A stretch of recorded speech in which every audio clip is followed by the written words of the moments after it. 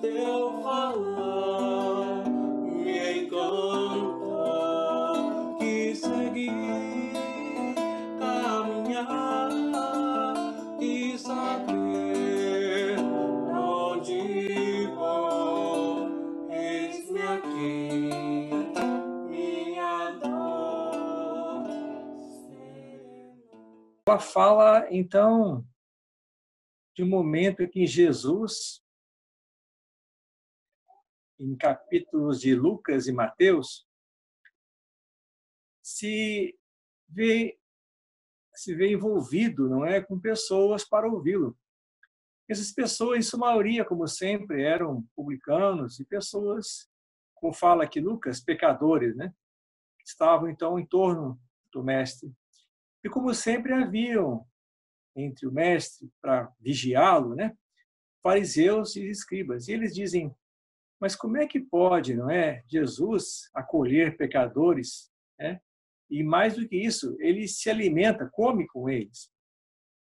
Jesus, ouvindo essa observação deles, propôs uma parábola.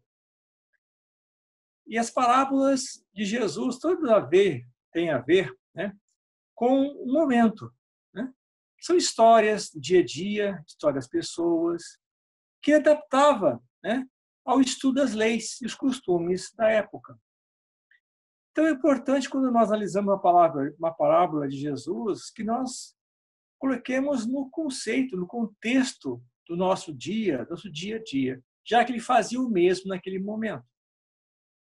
Como ele disse que naquele momento poucos entenderiam aquilo que ele disse. Por isso falar por parábolas, pequenas histórias, que nós, durante todo esse período em que nós estamos, né, na convívio com o Mestre Jesus, nós podemos, então, entender melhor, e agora, com a doutrina espírita, mais ainda. Devemos e interpretamos as palavras de Jesus, os conceitos do Espírito. Então, Jesus propõe essa parábola: que homem dentre vós, tendo 100 ovelhas e perdendo uma delas, não deixa as 99 no deserto e sai em busca da perdida, até encontrá-la. Encontrando-a, alegre a coloca sobre os seus ombros. E chegando à sua casa, convoca os amigos e vizinhos, dizendo-lhes: alegrai-vos comigo, porque já achei a minha ovelha perdida. Eu vos digo que, desse modo, haverá mais alegria no céu por um pecador que se arrepende do que por 99 justos que não necessitam de arrependimento. Então, ele, como sempre, assumia uma postura crítica frente às questões da época. E, de alguma forma, não é, enquadrava, né, os doutores da lei, dando respostas claras a eles, que não interessava a sua postura frente ao templo, aquilo que eles acreditavam de conhecimento, mas sim o que a pessoa sentia, o que ela queria realmente, o que ela buscava. Então, nessa parábola, nós vemos quase a semelhança, não é, do mesmo fundo, do filho pródigo, que é recebido pelo pai, apesar dos desvios que cometeu, com muita alegria, é resgatado pelo pai novamente, né? E também do dracma perdido, que é outra parábola que segue praticamente no Evangelho, ele segue essa parábola, que também reflete a mesma coisa. É preferível você ter, deixa todos os outros dracmas e pega aquele que foi achado, fica muito feliz que achou, né, aquela moeda que estava perdida.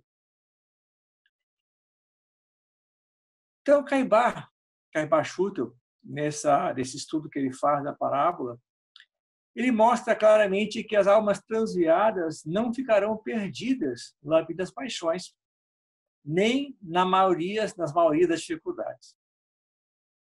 Como ovelha desgarrada, elas são procuradas, ainda mesmo que seja preciso deixar de cuidar daquelas que atingiram já uma altura considerável, ainda mesmo que as 99 ovelhas fiquem estacionadas no local do monte, ou, no caso, no local do deserto.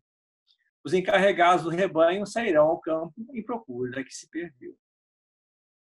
Aqui nós entendemos, então, nessa pequena leitura do que Caibar coloca para analisar essa parábola, da questão de deixar as 99 estacionadas em um lugar.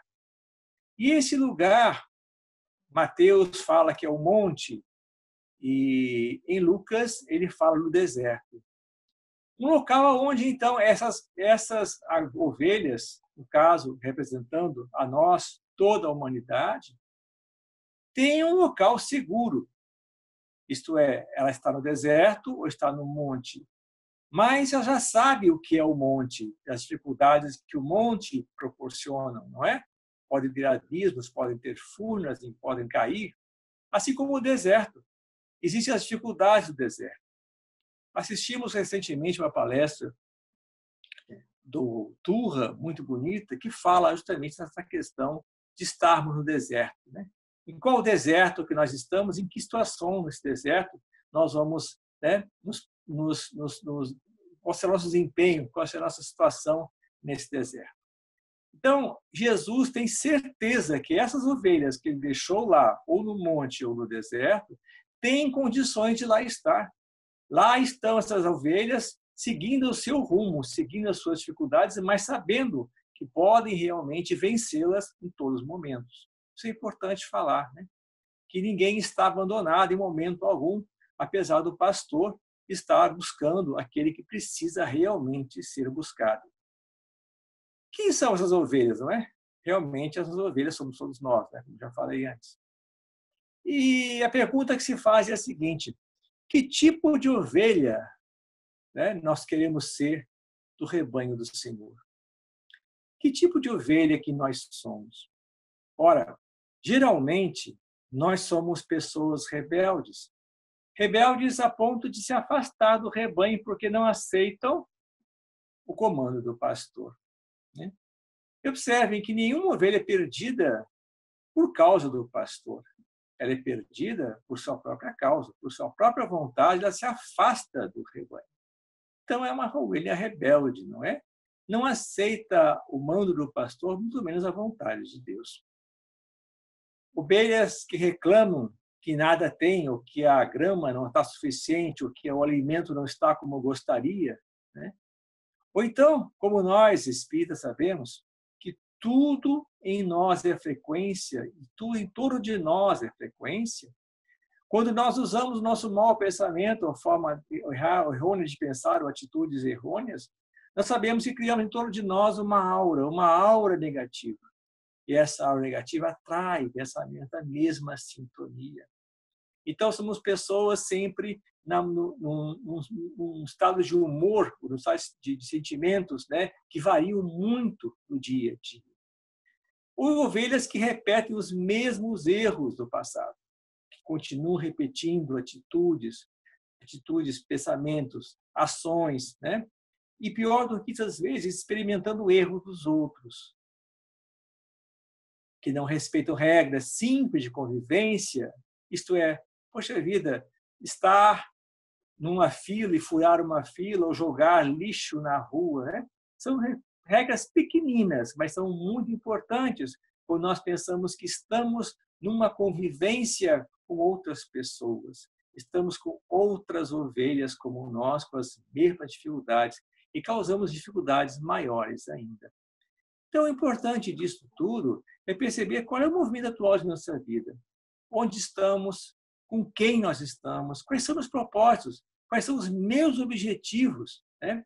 E o que eu faço, né, em torno desses objetivos que está de conformidade ou não com o Evangelho de Jesus.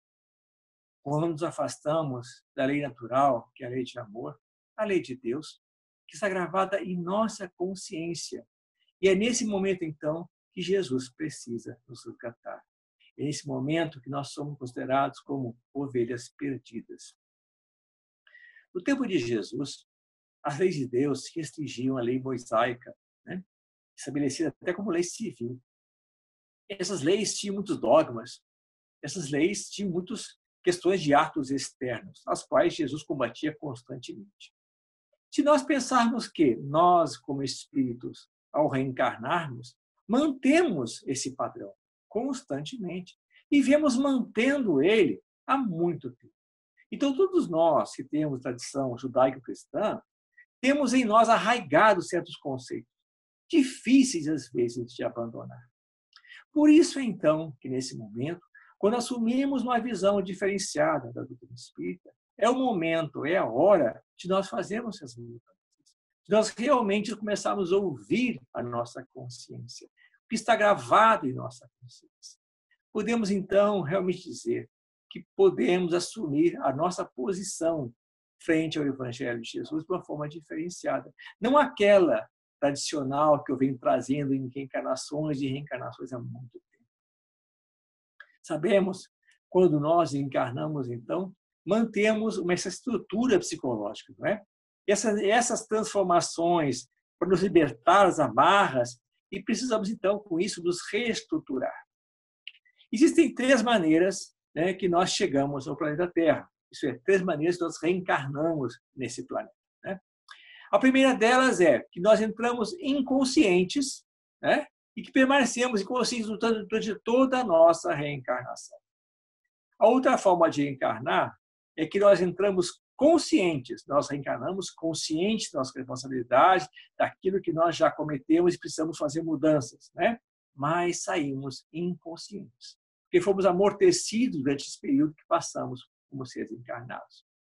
E outra forma é que nós entramos na encarnação como seres conscientes e permanecemos conscientes.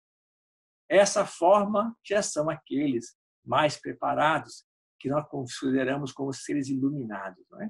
Que já têm a consciência plena dos seus deveres, das suas obrigações e quais são os objetivos. Kardec, na sua doutrina maravilhosa, na qual existe o seguinte dizer: nascer, viver, morrer, renascer ainda e progredir sempre, que esta é a lei, tal é a lei, colocada lá no túmulo de Kardec, pelo seu querido, né, pelo Leon Denis, né, que é o autor dessa frase, nos mostra realmente que nós não podemos realmente pular etapas. Nós temos etapas a ser consideradas. Em cada uma delas, nós temos que chegar ao nosso objetivo, ao qual realmente nós precisamos para progredir e mantermos firmes dentro do rebanho ou dentro do redil preparado pelo nosso mestre.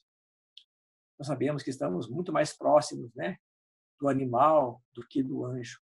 Então, não é preciso morrer para podermos realmente viver ou experienciar uma vida nova, uma vida melhor como encarnados, né? Nos espiritualizando já nesse momento, nesta hora. Joana de Ângeles nos fala, nos alerta, que antes de nos evangelizarmos, que nós precisamos espiritualizar. É uma forma realmente interessante de dizer, né? Porque se nós realmente considerarmos e vivenciarmos já como seres espirituais nessa encarnação, quando nós realmente assumirmos o padrão do Evangelho, nós teremos mais consciência do que estamos fazendo, porque já estamos na fase da espiritualização.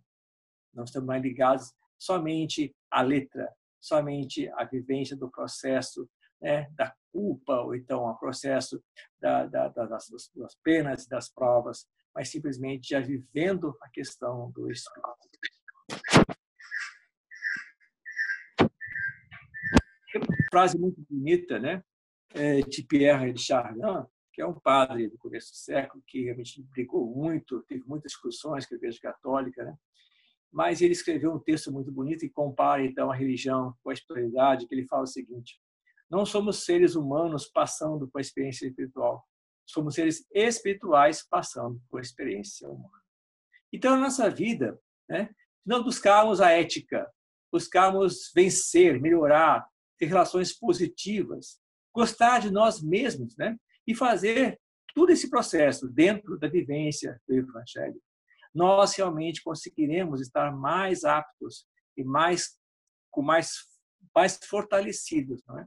Para vencer ou vivenciar, já nessa encarnação, a nossa espiritualidade. Jesus recomendava a Sócrates, não é?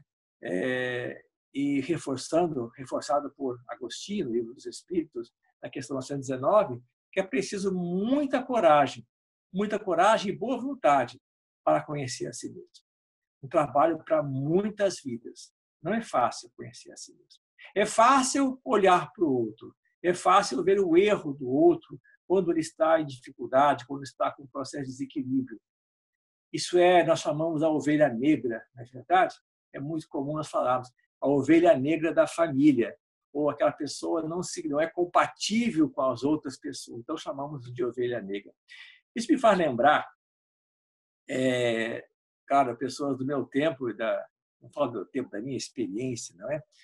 Lembro da letra, ou lembro da música da Rita Lee, que falava sobre a ovelha negra, e achei muito interessante, porque a letra é muito interessante, que realmente está dentro do contexto que nós falamos agora, né?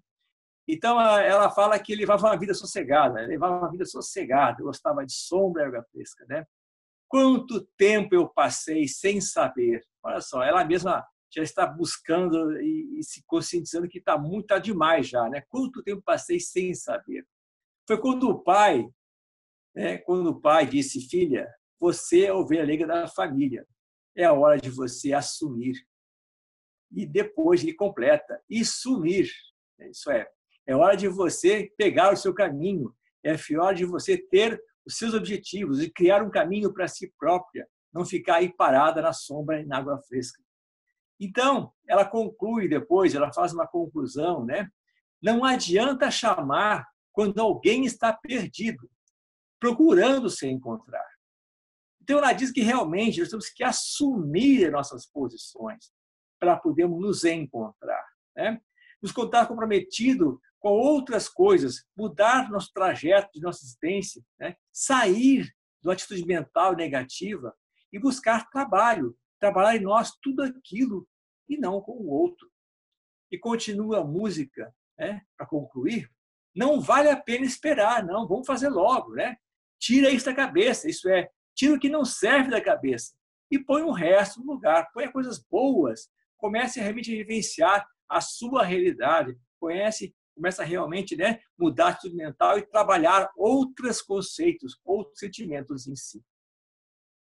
Porque sabemos que o Evangelho de Jesus, pregado, né, há tanto tempo atrás, tem um único objetivo, né, dar rumo a nós, ovelhas, dar rumo a todos nós que estamos aqui nesta terra, reencarnando muitas vezes já em vários milênios, para que possamos realmente reentrar no redil, mas o redil de forma consciente, entrar já num processo em que nós possamos ajudar as outras ovelhas no seu processo que se encontram perdidos. Porque desde a criação do planeta, desde a criação do ser espiritual que nós somos, não é? Que está muito bem descrito lá em Emmanuel, em Evolução dos Mundos, né? Nós vemos que a progressão do ser que começa lá na mônada e vai até a hoje, que nós somos, né, seres materiais, mas no momento, seres espirituais no momento, vestidos do corpo e da matéria. Desde então, nós estamos sendo chamados. Desde então, estamos sendo buscados constantemente por Jesus. Porque ele falou: desde que Deus me deu, nenhuma ovelha se perdeu. Nenhuma se perdeu. Está sempre, então, nos trazendo de volta ao redil. Sempre tentando nos colocar novamente no caminho certo para que possamos assumir a nossa condição de ser espiritual que nós somos e melhorar a cada dia.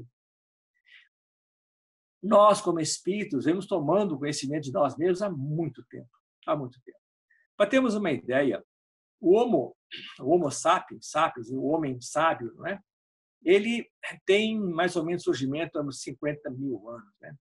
E em todo esse período de evolução, a evolução que nós tivemos agora em 10 anos, por exemplo, de 2010 para cá, não podemos comparar com esse período grande de evolução que nós tivemos. Foi muito rápido, cada vez mais rápido essa evolução. E essa evolução se dá não só nos termos, né, materiais, mas também nos termos espirituais. Nós, como seres, encontramos outras relações. Nós, como seres, já estamos realmente bem melhores do que nós éramos. Né? Então, em 2000 anos, né, nós somos outros espíritos. Né? Nós que estávamos sem nenhum direcionamento, começamos aos poucos a tomar direcionamento com a chegada do Mestre Jesus. Tem aqui em Caibara Schutel uma frase que eu gostei muito da introdução né, do livro dele, Parábolas e Ensinos de Jesus, que nos foi proposto para o estudo de hoje. Tudo bem tem passado nesses 2000 anos da Terra, quanto no céu, mas a palavra de Jesus brilha como um sol sem ocaso, guiando as ovelhas desmalhadas, os cordeiros perdidos do rebanho de Israel, à porta do aprisco, para restituí-los ao bom pastor. Isto é, sempre, sempre ele esteve presente em nossas vidas. Nós é que não tínhamos a percepção da sua presença. Então, nesse processo de dinamismo constante que é a evolução, nos dois terrenos, tanto a evolução material, que geralmente é muito mais rápida, não é, do que a moral, né?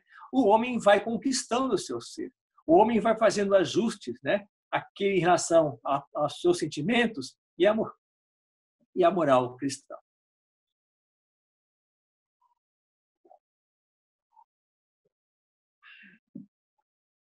Uma observação interessante que podemos fazer é que Jesus não expulsa as suas ovelhas. Pelo contrário, ele as busca constantemente, né? Nós, como somos realmente ovelhas, às vezes, muito rebeldes, né? Nos escondemos quando ele passa. E ele passa e não consegue nos ver, nós ficamos escondidos e fazemos a nossa vida bem diferente daquilo que podemos fazer. Jesus não expulsa as ovelhas, ele as reúne, coloca, então, no seu redil. Porque ele ama suas ovelhas, e deu ou dá a sua vida por elas, não é? Então, quando nós falamos em expulsão, eu tiro interessante esse termo, né? Expulsão. Fiquei pensando a respeito disso. A gente lê em alguns textos sobre a expulsão, né, dos espíritos de Capela. Então, os exilados de Capela foram expulsos de Capela, né? Então, eu fiquei assim meio... Aí eu comecei a perceber, né, que essa expulsão, né, não tem nada a ver, né, com você, né, afastar as pessoas, né, como se fosse um motivo de desajuste. Pelo contrário, não é? Buscando novos objetivos, não é? Buscando novas situações para o crescimento do espírito. Então, os espíritos não foram expulsos de Capela e nem estão sendo expulsos da Terra por situações que nós sabemos, né, da mudança da regeneração do planeta, né? Estão sendo recolocados, reamparados, com novos pastos, novas formas de viver para esses irmãos, ou nós, quem sabe no futuro, né, tenhamos condições realmente de vivenciar melhor os nossos sentimentos e vivenciar melhor aquilo que precisamos para a nossa evolução espiritual. Quem ama, né, nós sabemos que Jesus nos ama, é capaz de se dar. E se deu realmente, né? Jesus, por amor, deu a vida por nós, né? E não fugindo dos aspectos que ele defendeu. Se ele não morresse, se ele tivesse o fim que ele teve, não é? Estaria fugindo do seu principal objetivo, que é nos dar a mostra que não é somente pelo amor, não é somente pelas coisas boas, nós temos dificuldades, enfrentar as dificuldades na nossa vida. E mesmo que nós amemos muito, nós teremos também os nossos processos difíceis a enfrentar, né?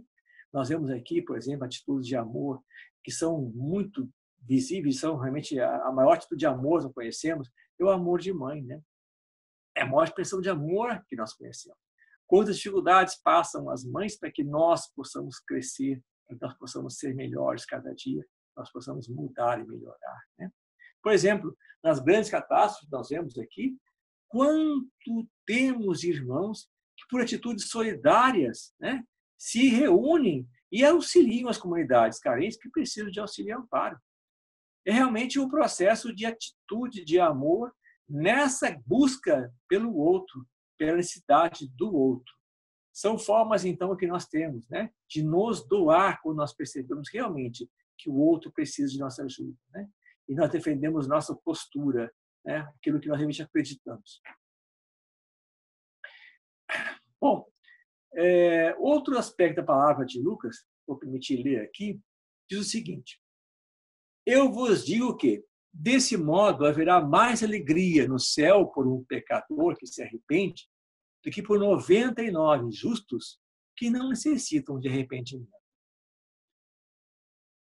Ele está falando aqui daquelas ovelhas que ficaram, né, no deserto, enquanto ele foi buscar, resgatar aquela que havia sido rebelde e fugido, né, do redil.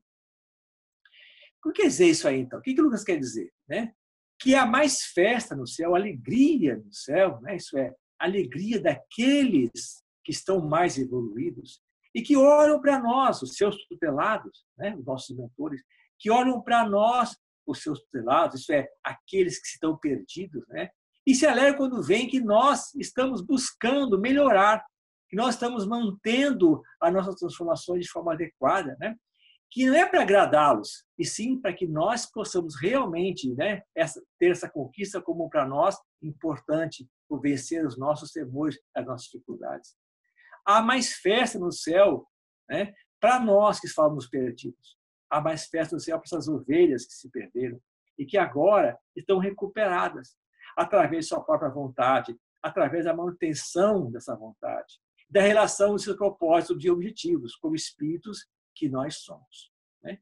Então, para aqueles que já têm consciência, para aqueles que já estão no patamar de evolução melhor, para eles isso é importantíssimo, quando percebem que, como sendo e são auxiliares do Mestre Jesus em nossa caminhada, nós, percebendo em nós a vontade de ser melhor, percebendo em nós o nosso esforço, se alegram constantemente, né? Nos vendo, então, né, esse processo melhor, esse processo de adiantamento, esse processo da busca de nós mesmos, né, e vivenciando esses nossos momentos, né, em que nós podemos realmente voltar ao redil de Jesus sem vontade, né, de nos perder novamente, sem vontade de fugir novamente aos nossos antigos comportamentos, às antigas atitudes.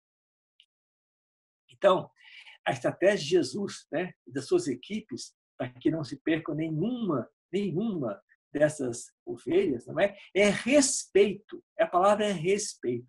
Respeitar o nosso livre-arbítrio. Jesus nos mostra um caminho. Olha, o caminho, se você quiser, o melhor caminho é por aqui. Mas se você não quiser, você vai ter que passar por suas dificuldades até chegar novamente ao caminho que eu mostrei para você.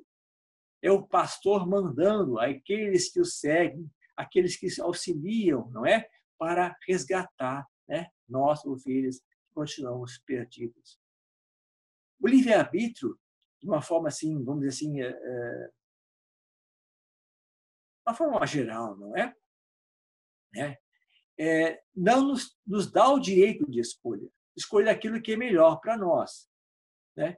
Vamos comparar, então, o livre-arbítrio. Eu gostei dessa comparação que eu vi em outra palestra e anotei, achei interessante. Né? O livre-arbítrio é comparado a uma autoestrada. Né?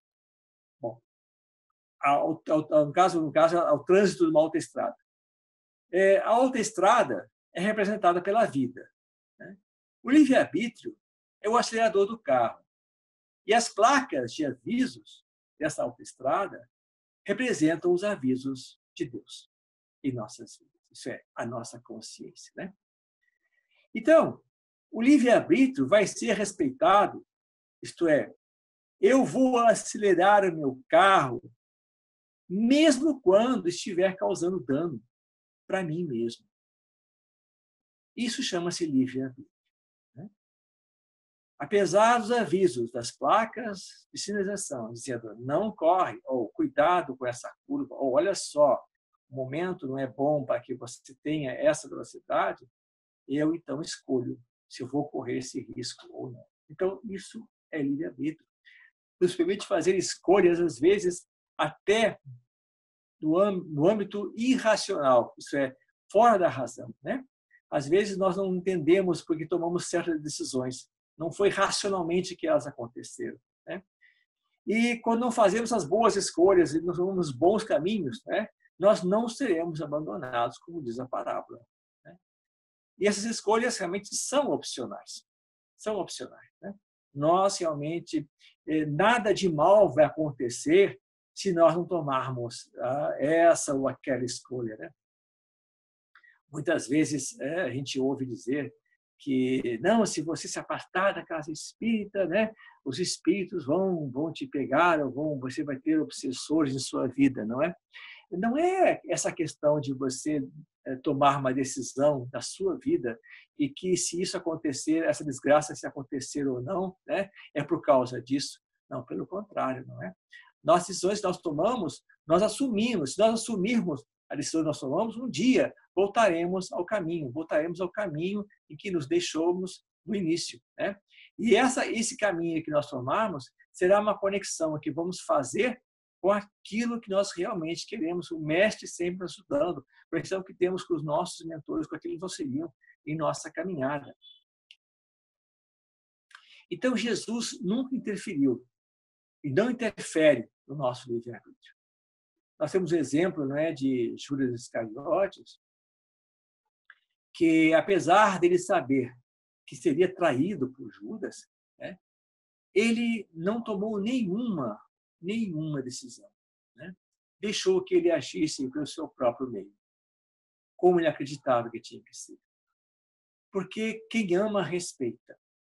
E Jesus amava e nos ama constantemente, e respeita nossas decisões, né? Mesmo que elas nos levem ao erro, mesmo que nos levem ao desequilíbrio, ao desacerto, ele respeita nossas decisões. E quando Judas se vê enganado, ferido dos seus interesses, né, ele recorreu, infelizmente, ao suicídio. Mas Jesus não resgatou, né, como se fala assim, literal, né? Jesus não aliviou o caminho de Judas, lá das trevas, lá nos abismos aonde vão nossos irmãos suicidas, né? Pelo contrário, estabeleceu para Judas um programa de reforma, que Judas foi cumprindo paulativamente reencarnações difíceis, até chegar na sua maior missão de renascimento desse planeta, como não a veneranda Joana d'Arc, aquela que conseguiu unir um povo, aquela que conseguiu fazer mudar o sentimento das criaturas de sua época. Então, ele doou a si mesmo, né, em ajuda aos seus semelhantes, como essa encarnação redentora de Joana d'Arc. Nós vemos, então, que toda a programação que estabelece para nós são para o nosso bem, apesar de nossas dificuldades, apesar das coisas, às vezes, difíceis que estão em nossos caminhos. E esses caminhos, às vezes, têm ciladas, né? Jesus dá um caminho e nós nos fugimos, né? E essas ciladas acontecem constantemente em nossas vidas. Nós vemos lá no Evangelho segundo o Espiritismo, capítulo 20, os trabalhadores da última hora, no item 4, a mensagem de Erasto, chamada Missão dos Espíritos, que eu separei aqui um pequeno trecho para nós possamos conversar sobre ele. Que importam as emboscadas que vos armem pelo caminho? Somente lobos caem em armadilhas para lobos, porquanto o pastor saberá defender suas ovelhas das fogueiras imoladoras. Então, se nós reagirmos às nossas dificuldades que aparecem pelo caminho como lobos, isto é, se nós reagirmos na mesma proporção das nossas dificuldades, dos nossos desequilíbrios, nós realmente cairemos em armadilhas. Armadilhas que nós armamos para nós mesmos. Se como ovelhas podemos ter certeza da preocupação do nosso pastor e nós realmente seremos defendidos, seremos resgatados. Então, se nós reagirmos como ovelhas, isto é, nós agimos com condições de equilíbrio, de razão, de discernimento, nós não cairemos nessas armadilhas provocadas a nós. Seremos resgatados, seremos reencaminhados ao redil do nosso Mestre Jesus. Então, realmente, nós temos que ver que sempre haverá armadilhas em nosso caminho, mas nunca esquecer que essas armadilhas nós mesmos que armamos. Então, não precisamos de heróis para nos resgatar, né? Nós vemos aí, muito fácil, nós vemos os filmes, né? Tão bom quando o herói chega lá e resgata a mocinha ou o mocinho que está em perigo, né? Então, é muito difícil. Mas nós não precisamos de nenhum herói para nos resgatar. Nós temos que ser herói de nós mesmos. Isso é, quando tivermos atitudes positivas, né? E dizer, não, eu sou filho de Deus e nada vai me atingir. É aquele ditado bonito, esteja comigo quem é contra, né? Quem é contra. Então, nessa atitude de heróis, porque nós realmente precisamos ser heróis para vencer a nós mesmos. Precisamos de muita força, de muito esforço pessoal, muitas atitudes positivas para realmente dizer, eu sou filho de Deus e nada vai me atingir. Resgate de nossos valores intrínsecos, valores que têm importância para nós, valores que são a essência, o movimento de aproximação que nós temos das principais mensagens, principais, vamos dizer assim, regras ou atitudes que temos que tomar em nossas vidas, que tem todas elas maravilhosamente apresentadas por Jesus no seu Sermão da Montanha. Somos bem-aventurados, somos sempre bem-aventurados quando queremos realmente tomar atitudes positivas em nossas vidas, né? Quando queremos fazer melhorias em nossos sentimentos. Mas também podemos resgatar o outro com atos de altruísmo, tanto materialmente falando quanto espiritualmente. Então, eu falo até no Evangelho, não é pergunta que fazem a Luís, mas se um homem de má vida está para morrer numa situação, você sabe que ele é uma pessoa de má vida, né? Você é obrigado, você tem que resgatar esse homem, né? Teria que buscar esse homem. Ele fala: não sabemos os desígnios de Deus. Que se teu ato naquele momento, e se puder fazer, faça-o. Teu ato naquele momento pode ser a salvação não só da vida material, mas também do momento em que ele vai fazer mudanças em suas vidas para melhorar. Por ter sido realmente amparado nesse momento, por ter sido realmente resgatado, né, de cuidado da sua naquele momento que estava para perder a vida. E isto faz diferença no nosso irmão que está encaminhado. Quantos resgates podemos fazer? Quantos consolos podemos proporcionar quando nós realmente entendemos a mensagem de Jesus, quando realmente ela faz parte, né, de nossas vidas.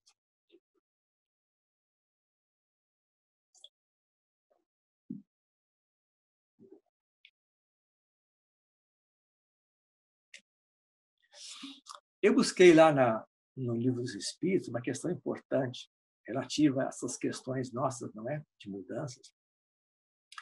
E na questão 895, Kardec pergunta aos espíritos, resumidamente falando, né, que após vencer os nossos defeitos, os nossos vícios, o homem está livre? Resposta dos espíritos: não. Falta o principal, o interesse pessoal. E complementa, né?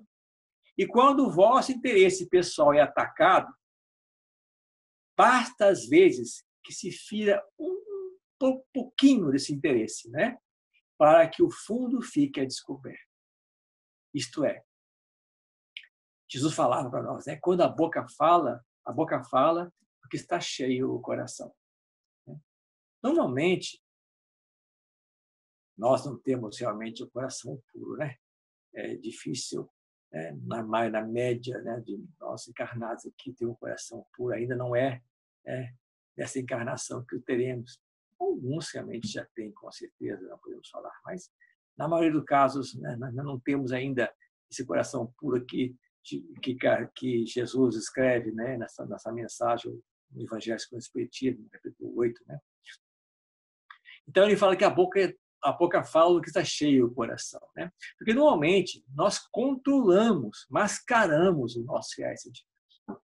Né? Então, você, quando vai, às vezes, ter uma explosão, você ter, às vezes, uma forma, às vezes, descontrolada, você, às vezes, engole seco, você consegue amortecer, não é? Os seus sentimentos, você consegue dizer ao seu coração: não, nesse momento eu não posso fazer isso, eu sou espírita, eu sou cristão, eu não posso, e você começa a amortecer aquilo, controlando essas reais.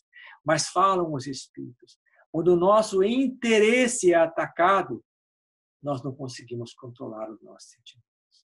Então, esses sentimentos vêm à baila, esses sentimentos explodem dentro de nós e fora de nós. Né? Fala mais alto. Nesse momento, a criatura externa o que ela é, né? Quando o seu interesse é atacado. Então, realmente, a doutrina espírita nos dá essa forma de trazer em nós meios para nos resgatar, meios para nos dar, né, condições de minorar esse inferno que às vezes está dentro de nós, essas coisas que estão presas em nosso ser, né? Quando nós podemos perceber qual é o meu real interesse nessa vida, o que eu busco nessa encarnação, quais são as situações pelas quais eu realmente me interesso e que aquilo realmente é um caminho bom que eu preciso seguir. Esse caminho me leva realmente a um bem-estar, o caminho me leva realmente a estar bem comigo mesmo, no equilíbrio das minhas forças, no equilíbrio da minha mente, no equilíbrio do meu espírito. Porque dentro de nós tem forças incríveis que nós domamos e amortecemos constantemente. Por isso que quantas doenças aparecem nessa terra, e todas elas são advindas do Espírito, não tenhamos dúvida disso. Já está provado cientificamente isso. Pessoas emocionalmente equilibradas têm recuperação mais rápida de suas doenças do que pessoas que estão desequilibradas. Pessoas equilibradas, os tratamentos surgem em efeito rapidamente, enquanto pessoas que estão desequilibradas. Vemos, nesse momento, a Terra envolta numa pandemia causada por um vírus, né? Causada por um pequenino vírus, bem pequenininho. E as criaturas estão sendo abatidas por isso. Eu não tenho dúvida nenhuma, mas dúvida nenhuma mesmo, que aqueles que estiverem com o seu equilíbrio mental e espiritual serão afetados como todos, mas não tão afetados como a maioria.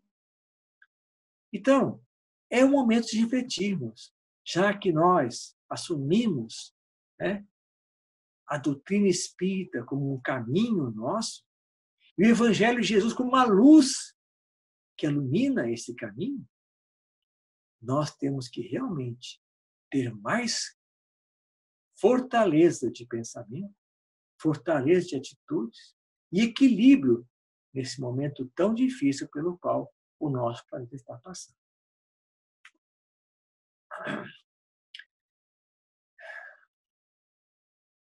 Então, quando fizermos as nossas escolhas, né, por puro amor, estaremos mais estruturados para avançar e nada vai impedir o nosso progresso, né? Nada vai nos trazer dificuldades que nós possamos contornar, que não possamos realmente, né, tirar do nosso caminho, né? Então, na condição da ovelha, né, que é doutrinada, isso é, mas não doutrinada no sentido de nós realmente começarmos a ler só o Evangelho, mas participar, mas nós vivenciarmos esse Evangelho. E esse Evangelho vivenciado não só nas casas espíritas, não só nas casas, mas também na sociedade. Todos nós temos um papel na sociedade. E, geralmente, esse papel na sociedade é muitas vezes agressivo. Né? Nós temos, às vezes, tomar atitudes muito agressivas, às vezes, atitudes muito imediatas. Temos que lutar pela nossa sobrevivência de várias maneiras. Mas nada pode realmente dizer que eu possa fazer que não seja conforme o Evangelho de Jesus. Jesus passou por muito maior dificuldade que nós e soube contornar a cada uma delas. E se nós começarmos a praticar os valores espirituais de nossas vidas, saberemos realmente, não é? Impedir as dificuldades, impedir aquilo que pode ser um entrave em nossa evolução, um entrave em nossas vidas. De Jesus, então, que o pastor recolhe as ovelhas e faz a contagem. Interessante isso, né? Jesus recolhe as ovelhas, faz a contagem. Faltou uma ovelha, né? Então ele deixa as outras em segurança e vai atrás daquela que se perdeu. Né? Então, se nós estamos perdidos, Jesus vai lá, nos encontra e, como diz a parábola, nos coloca nos ombros. Né? Nos ombros. Não foi Jesus que falou que o seu fardo era leve, o seu jugo é suave? O que é o jugo? Senão a obrigatoriedade de nos manter juntos, alinhados. Né? Isso é, quando a palavra jugo, né? Jugo quer dizer divisão. Né?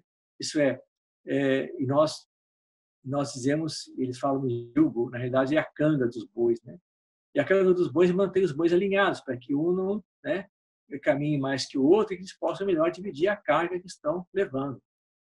Então, andar junto e dividir a carga. Jesus então anda junto conosco. Divide o peso das nossas dificuldades. Divide a carga conosco. Observe, Jesus coloca a ovelha nos ombros e não no colo. Jesus não passa a mão na cabeça de ninguém. Ele fala, olha só, meu fardo é leve, o jugo é suave. Então, vamos em frente. Eu estou contigo, estou dividindo isso contigo, estou andando contigo nesse momento. Então, não tem algo que possa nos dizer que estamos sozinhos, quando Ele mesmo afirma que está junto de nós, dividindo a carga com a gente. O jugo dele é suave. Os evangelhos nos dão notícia de muitas ovelhas que foram resgatadas. E uma chama a atenção, Paulo de Tarso. Paulo de Tarso é um homem de coração bom, puro, mas como ele assumia com afinco as tradições e foi educado para assumir as tradições do povo judeu, não é? Ele se encontrava equivocado e, às vezes, vamos dizer que transviado do seu real caminho, em ser duro, em ser inflexível nas suas leis, ele passou a ser uma pessoa muda, uma pessoa totalmente mudada, quando Jesus foi ao seu encalço e, como ovelha perdida, ele colocou novamente no seu retiro. Ele teve a opção de aceitar ou não a palavra do pastor, o controle do pastor, mas Jesus colocou nos ombros, e disse, não vai caminhar sozinho, você vai caminhar agora comigo, você vai estar contigo a partir desse momento. E Paulo de Tarso, então, foi um dos maiores divulgadores do cristianismo. Graças a ele, hoje, conhecemos Jesus melhor do que nunca. Jesus, o guia e modelo da humanidade, Jesus, o condutor de espíritos, o Jesus, que foi considerado e é considerado, realmente, o maior exemplo que nós temos de um espírito iluminado aqui na Terra. Mas o interessante é que, às vezes, buscamos Jesus como curador por nossa insegurança. Como se Jesus fosse curar as nossas dificuldades, curar as feridas, curar essa doença. Temos que aprender a buscar Jesus como acolhedor, como aquele que nos acolhe, que nos coloca no ombro, que caminha conosco. Quantos erros nós já cometemos? Quantas situações equivocadas nós tivemos? Quantas coisas difíceis nós já passamos? E não percebemos Jesus havia nos colocado no ombro,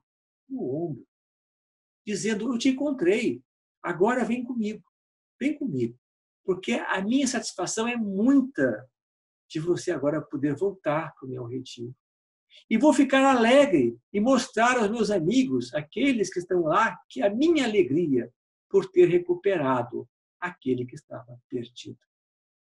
Importante, então, meus irmãos, é não despertarmos para as culpas, as dificuldades, as culpas. É muito difícil, que nos coloca em situações de depressões, situações de depressão. Nós começamos a nos auto-obsidiar quando achamos que não existe saída para as nossas vidas. Nós começamos a assumir situações de baixa estima, realmente depressivas, não é? Quando nós nos colocamos nas mãos de Jesus, quando nós não assumimos que estamos sendo carregados por Ele a todos os momentos que nós estamos precisando. Então, no momento que dizemos, eu falhei, mas sei que preciso refazer e assumir o meu erro, eu tenho certeza que Deus vai me amparar. Eu tenho certeza que estou nos ombros de Jesus, sendo carregado por Ele. Eu tenho certeza que eu estarei fortalecido, apesar de ter feito meus equívocos, apesar de ter feito estar passando dificuldades. Às vezes damos tanto valor para as nossas dificuldades, tanto valor para os equívocos que cometemos, que às vezes o fazemos por desconhecimento, fazemos às vezes por desatenção, que perdemos a oportunidade de, com o próprio conhecimento da atitude que nós tomamos, fazer melhor. Temos um exemplo de não fazer diferente, de não fazer de novo a mesma coisa, de não nos equivocarmos. Novamente, eu peguei lá em Caibachuto, né, uma frase, uma palavra que gostei bastante. Ainda que seja preciso para a regeneração do espírito nascer ele na terra sem mão ou sem pé, entrar na vida manco ou aleijado, ainda que lhe seja preciso renascer no mundo, sem os olhos por causa dos tropeços, por causa dos escândalos, a sua salvação é tão certa como a da ovelha que se havia perdido, e lembrada na parábola, porque todos esses pobres que arrastam o peso da dor, os seus guias e protetores os assistem para conduzi-los ao ponto seguro da eterna bonança. A doutrina mostra que viemos ao planeta não para aproveitar a vida no oba-oba, né? Mas sim as oportunidades que ela nos dá. As oportunidades que ela nos dá são sempre, às vezes, dificuldades que temos que enfrentar da melhor maneira possível, porque se nós confiamos na presença de Jesus em nossas vidas, nós temos que ter certeza que nós estamos sendo carregados por Ele, seu ombro. Porque a velocidade não é desse mundo, como fala, né, o próprio Evangelho, né? Mas depende de nós. Depende de como nós passamos pela vida. A felicidade não se resume num momento, e sim num conjunto, na nossa vida inteira. E ficamos presos a momentos difíceis, esquecemos das venturas pelas quais nós já passamos.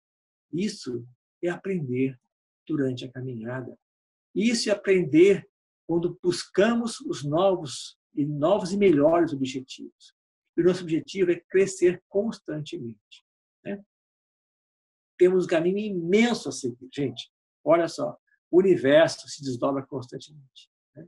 O universo se desdobra assim, em potências que não temos noção, né? Isso os cientistas já nos mostram, os astrônomos já nos mostram isso aí. E vocês podem imaginar que Deus precisa de muitos espíritos para auxiliar nessa caminhada. Muitos espíritos para ajudar Ele nesse processo. E nós estamos ainda gatinhando, mas vamos chegar lá se nós colocarmos objetivos corretos, objetivos que nos fazem melhorar cada dia. Porque não existe, gente, aposentadoria para o espiritual, não, viu? Não existe, não, viu? Sempre teremos que ser resgatados. Sempre, sempre, sempre. Se nós pararmos no tempo, se nós não buscarmos novos objetivos, nós teremos que resgatá-los novamente. Nós teremos dificuldades que nós vamos passar e precisaremos ser resgatados novamente por Jesus, né? Então, isso é muito importante, nós percebemos, né, que quando nós temos 2000 anos, né, de ovelhas desgarradas, sendo ovelhas desgarradas, né, e nós temos consciência disso, é importante isso aí, né? Está na hora de dizer ao pastor, olha só, abre o caminho para mim, né? Se não tivesse aberto, imagina só, já está aberto, mas nós não vemos, nós não enxergamos aquela parábola, né, da porta estreita, né? Nós só vemos sempre a porta larga, né? E não vemos o caminho estreito a seguir, né? Então, abre Jesus esse caminho para mim, né? Para que eu possa encontrar de fato não o redil em si, né?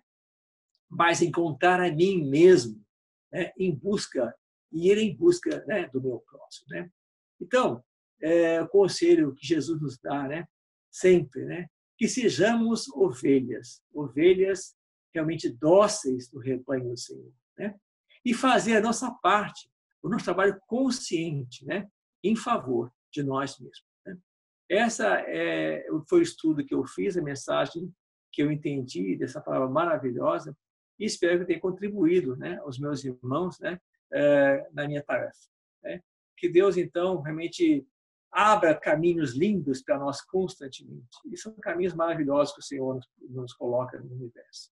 Que sejamos, então, parte desse trabalho maravilhoso, né, que o Senhor faz por todos nós, constantemente. Jesus abençoe a todos. Obrigado.